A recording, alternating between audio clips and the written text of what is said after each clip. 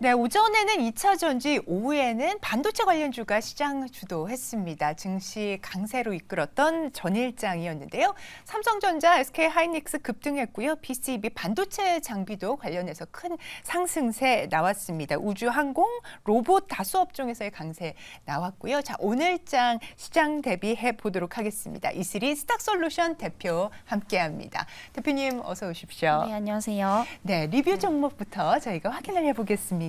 지난주 수요일에 오늘장 관심주로 꼽아주셨던 GSE, 가스 관련주 얘기를 해주셨거든요. 자, 목표가 5,000원 터치했습니다. 그런데 어제장에서는 한 15% 이렇게 쭉 빠지면서 4,230원까지 하락했습니다. 자, 대응 전략 궁금합니다.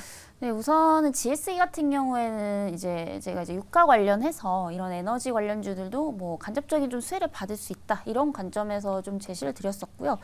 이제 최고가 5,500원대를 터치를 하고 어제 조금 급락이 나온 상황인데 사실상 이런 에너지 관련주들의 경우에는 상대적으로 이런 경기 민감주에 좀 속하다 보니까 그때도 이제 단기 트레이딩 관점에서 좀 말씀을 드렸었습니다. 네, 그렇기 때문에 이제 5,000원대에서 목표가를 정리를 하시는 게 좀 맞았다라고 좀 보고 있는 상황이고요. 지금 많이 하락을 하고 있지만은 조금 투매 매물이 나올 수 있다라는 관점에서 이 종목은 이제 좀 보유자의 영역이지 않나라는 생각이고요.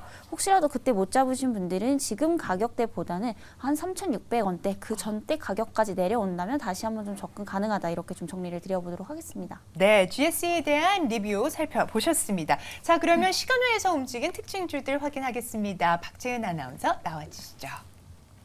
네, 시간외에서 움직인 종목들 하나하나 알아보도록 하겠습니다. 먼저 KG스틸부터 볼 텐데요. 장 마감 후에 배터리팩에 대한 700억 원 규모의 투자를 추진한다는 소식을 알렸죠.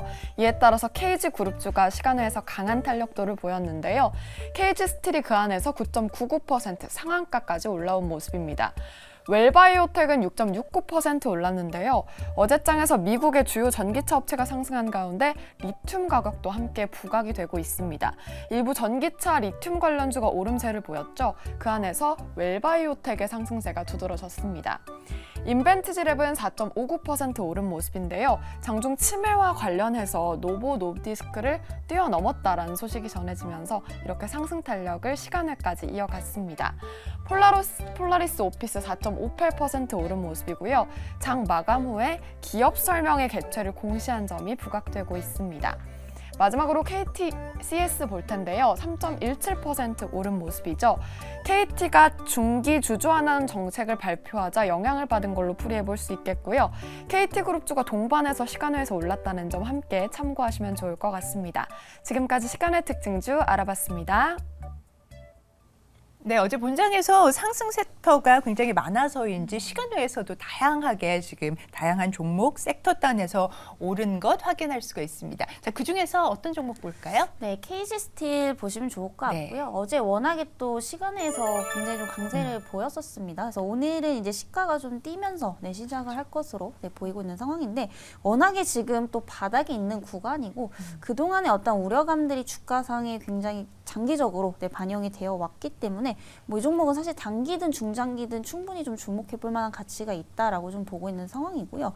우선 어제 전기차 관련해서 좀 이슈가 나왔습니다. 그래서 앞으로 이제 연간 전기차 5만 대분의 또 배터리팩을 생산을 하겠다라고 지금 얘기가 나온 상황인데 사실 그동안 이제 KG스틸 같은 경우는 철강이나 이런 이제 강판 쪽을 주로 이제 사업을 했었었죠. 네, 그렇기 때문에 이제 뭐 철강 경기가 좋지 않거나 가격 변동이 심할 때는 그대로 이제 실적 변동성으로 좀 이어졌었는데 여기에 지금 전기차 사업을 좀 추가를 하겠다라는 것은 그만큼 이런 이제 경기 민감주에 대한 부분들이 어느 정도 좀 상쇄가 될 수 있을 것으로 좀 예상이 되고 있는 그런 상황이기 때문에 저는 오히려 이런 전기차 산업에 좀 진출을 하고 있다라는 것은 좀 호재로 보셔도 될 것 같다 이렇게 좀 말씀드리도록 하겠습니다.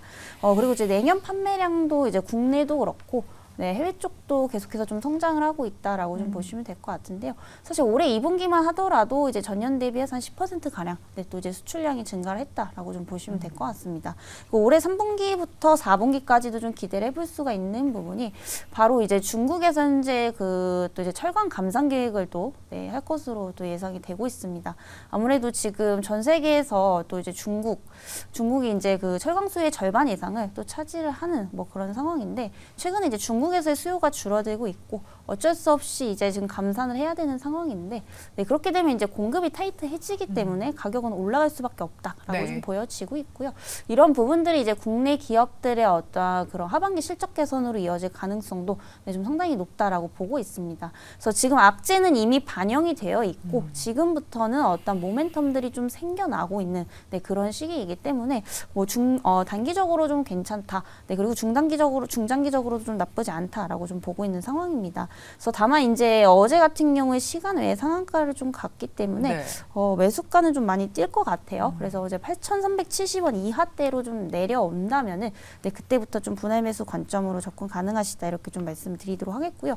목표가는 최소 적정 주가가 10,000원까지로 좀 보고 있는 상황입니다. 그리고 손절가는 이제 전저점 부근인 7,000원대 여길 다시 한번 좀 깨고 내려간다면은 다시 한번 좀 조정이 깊어질 수 있다라는 점에서 네, 가격 전략까지 좀 참고를 해보시면 좋겠다라는 말씀 드려보도록 하겠습니다. 네, KG 스틸 같은 경우는 배터리팩 투자 소식 나오면서 시간을 상한가 기록을 했고 철강 전방 산업들에 대한 수요 위축으로 중국 쪽에서 감산 추진을 하면서 가격 또한 오를 것이다라는 말씀 주셨습니다. 지금 현재 주가 대바닥권에 있는 상태에서 시간에서 좀 뛰었기 때문에 지금 매수가는 8,370원 이하에서 분할 매수하자라고 하는 이야기까지 짚어봤습니다. 자, 오랜만에 외국인들 코스피에 돌아왔습니다. 코스피에서 외국인은 4,285억 원, 코스닥에서는 92억 원 순매수했고요. 반면에 기관은 코스피에서 1,365억 원 순매도 보였습니다. 개인은 양시장에서 3,700억 규모의 순매도를 보였습니다. 자, 최근 외국인과 기관이 담은 특징주 살펴보겠습니다. 네, 외국인은 탄탄한 대형주에 관심이 많은 모양새인데요. 특히나 한 달 만에 돌아온 외국인은 삼성전자를 가장 먼저 담았다고 하죠. 그 이유를 살펴보자면 4분기 후반부터 HBM3를 본격적으로 엔비디아에 공급한다고 하는데 이 부분이 부각된 걸로 풀이해 볼 수가 있겠고요. D램 부분의 실적이 더욱더 개선될 전망이라고 합니다. 이에 따라서 삼성전자 12거래일째 사들이고 있고요. 또 SK하이닉스에 대한 관심도 계속되고 있습니다. 역시나 매수하는 모습인데 D램의 우상향 방향성과 함께 낸드가 바닥에 접근한 점이 부각되고 있습니다. 이어서 현대차도 볼 텐데요. 3거래일 연속 매수 중이죠. 품질 비용 우려에도 안정적인 주가 흐름 계속해서 이어가고 있습니다. KT는 2거래일 연속 매수를 하고 있는데요. 3분기 실적은 컨센서스 하회가 예고가 됐지만 일회성 비용 제외 시에 무난하다는 평가를 받고 있습니다. 지주사로 알려졌죠. 또 이어서 셀트리온도 보도록 할 텐데요. 고수익의 제품 믹스로 이룬 수익성을 확보했다고 합니다. 지금까지 외국인의 특징주 알아봤습니다. 네, 외국인 수급 들어온 종목부터 살펴보도록 하겠습니다. 어떤 종목 볼까요? 네, 우선 KT 보시면 좋을 것 같고요. 네네. 네, 그 전부터 조금 많이 이제 통신주들 언급을 드렸었는데 네. 사실상 연말이 다가올수록 꼭 한번 좀 주목을 해볼 만한 이제 대단주. 그런 이제 네. 업종이라고 좀 보고 있는 상황이고요. 뭐 KT뿐만이 아니라 지금 통신 3사 자체가 업황이 굉장히 좀 좋은 편이다 이렇게도 좀 볼 수가 있겠습니다. 그리고 사실 KT 같은 경우에는 어떤 뭔가 이슈라든지 테마에 의해서 또 급등을 하는 종목은 아니거든요. 네, 그렇지만 이제 어떤 실적 부분을 보게 되면은 그래도 매년 이제 매출액이라든지 영업이익이 지속적으로 이제 좀 꾸준히 상승을 하고 있기 때문에 네, 그만큼 이제 펀더멘털 이런 기초 체력이 좀 튼튼한 그런 기업이다라고 좀 볼 수가 있겠습니다. 다만 이제 올해 3분기 영업이익은 조금 감소를 할 것으로 예상이 되고 있는데 지금 워낙에 이제 통신 업종들 같은 경우에 AI 쪽이라든지 블록체인 쪽에 굉장히 많은 또 이런 좀 투자를 하고 있는 상황입니다. 그래서 이런 어떤 단기적으로 이제 투자를 좀 집중을 하다 보니까 일회성 비용이 좀 늘어날 것으로 예상이 되고 있는 상황이고요. 다만 이런 부분들을 좀 중장기적으로 봤을 때 결국에 지금 통신산업 외에 앞으로 4차 산업까지 더해진다면 기업 가치는 앞으로 좀 올라갈 수밖에 없다라고 좀 보여지고 있는 상황이고요. 결국에 전체 실적이 중요하다라고 좀 보고 있는 상황입니다. 그래서 2023년 뭐 전체 매출액 그리고 영업이익도 전년 대비해서 각각 또 증가할 것으로 보이고 있기 때문에 여전히 이제 전체 실적에 대한 어떤 모멘텀을 좀 가져가 볼 수 있겠다라고 좀 보여지고 있는 상황이고요. 이게 비단 올해뿐만이 아니라 뭐 내년까지도 좀 이어질 것으로 예상이 되고 있습니다. 특히나 지금 이제 무선 가입자 수 이제 한 명당 평균 결제 대금도 계속해서 좀 늘어나고 있는 뭐 그런 상황이다라고 보시면 될 것 같고요. 그리고 5G 가입자 수도 조금 더디지만 계속해서 지금 회복 추세에 좀 접어들고 있다라는 점에서 기존 통신산업에서도 안정적인 좀 매출이 나오고 있는 상황입니다. 그리고 뭐 통신산업 이외에 뭐 그런 이제 미디어 쪽이라든지 부동산 쪽에서도 이제 이런 수익성 개선세가 굉장히 좀 강하게 나타나고 있기 때문에 여전히 이런 주주 친화적인 정책을 좀 유지할 것으로 예상이 되고 있고요. 또 연말에 대한 어떠한 그런 배당 기대감도 좀 가져가 볼 수가 있겠습니다. 그래서 그동안 이제 KT 같은 경우에 구조조정에 대한 어떤 우려감들이 좀 있었기 때문에 뭐 배당금이 전년도보다 안 좋은 거 아니냐라는 말들도 있었지만 이런 부분들이 지금 해소가 된 상황이고요. 여전히 이제 전년 대비 비슷한 어떤 그 배당 성향 50% 네. 정도 계속해서 좀 유지를 할 것으로 예상이 되고 있습니다. 그래서 올해에도 적어도 주당 한 1,900원대 이상은 좀 유지를 할 것으로 보이고 있기 때문에 이런 이제 배당 관점에서도 좀 주목을 해보시면 좋겠다 이렇게 말씀드리겠고요. 결국에 지금 시장에서 외국인이나 기관들이 계속 사는 종목들은 저는 좀 이유가 있다라고 좀 보고 있는 네. 상황입니다. 연 이틀 외국인과 기관 같이 지금 동시 순매수에 나서고 있네요. 네, 그리고 KT 같은 경우는 이제 그런 부분들을 조금 긍정적으로 보시면 좋을 것 같고요. 현재가 이제 33,350원대 형성이 되고 있는데 네. 뭐 그 이하대로 조금 조정이 나온다면은 좀 박스권에서 분할로 좀 담아 보셔도 좋을 것 같고요. 목표가는 이제 뭐 연말이나 상반기까지 봤을 때 37,000원까지 좀 제시를 드려보도록 하겠습니다. 네, 좋습니다. KT에 대한 투자 전략 확인하셨습니다. 자, 그러면 이슬희 대표의 오늘장 관심주 바로 이어가 보겠습니다. 네, 어제 이제 굉장히 급등을 했던 종목인데요. 네, 네오위즈 보시면 좋을 것 같습니다. 그래서 최근에 이제 게임주들 상황이 굉장히 좀 안 좋은 편인데 그나마 그 안에서 네오위즈는 굉장히 좀 선방을 하고 있는 그런 기업이다라고 보시면 될 것 같고요. 최근에 이제 또 신작을 출시를 네. 했습니다. 뭐 피해 거짓이라는 이제 대작을 또 출시를 했는데 지금 사실 이제 출시한 지 한 달 정도 됐다라고 보시면 되는데 벌써 이제 판매량이 누적 판매량이 한 100만 장 정도 또 넘어가고 있는 만큼 지금 뭐 전 세계적으로 굉장히 좀 인기가 많다라고 좀 보셔도 될 것 같아요. 네, 벌써 뭐 손익분기 넘어섰다라고 하는 이야기들 좋은 소식 들렸죠? 그렇죠. 그래서 최근에 이제 콘솔 게임사들의 어떤 그런 신작 발매가 굉장히 많이 좀 늦어지고 있습니다. 그렇기 때문에 이런 피해 거짓에 대한 어떤 그런 관심이 훨씬 더 지금 높아지고 있기 때문에 굉장히 좀 우호적인 그런 환경들이 만들어지고 있다라고 좀 보시면 될 것 같고요.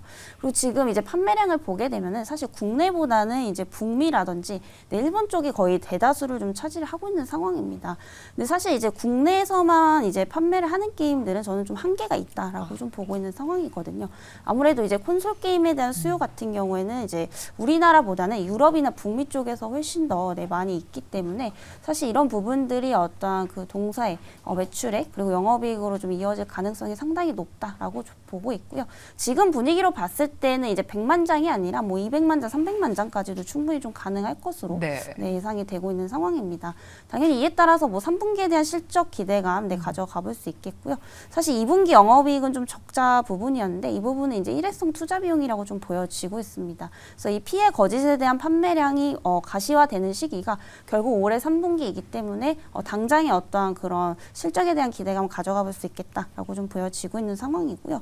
어제 이런 기대감에 따라서 수급이 좀 많이 몰렸었죠. 네, 15%나 급등을 했더라고요. 네, 그래서 최근에 이제 거래량을 보면은 거의 뭐 역대급으로 지금 나온 상황입니다. 그래서 충분히 바닥도 다질 만큼 다졌기 때문에 뭐 여기서 가격 전략만 잘 체크하고 넘어가신다면 충분히 뭐 이제 수익을 볼 수 있는 종목이지 않나라는 좀 생각입니다. 목표가는 어느 정도까지 열어두고 들어갈 수 있을까요? 네, 우선 목표가는 최소한 단기적으로 봤을 때 35,000원까지는 좀 갈 수 있겠다라고 보고 있고요. 사실 중장기적으로 본다면 그 이상도 좀 가능하겠다라고 보고 있지만 워낙에 위쪽에 매물대를 좀 소화해야 되는 그런 이제 과정들을 좀 거쳐야 된다라는 점에서 우선 단기 관점에서는 목표가를 35,000원대까지 좀 제시를 드려보도록 하겠고요. 손절가는 이제 전저점 부근인 23,500원 이하대까지 제시를 드려보도록 하겠습니다.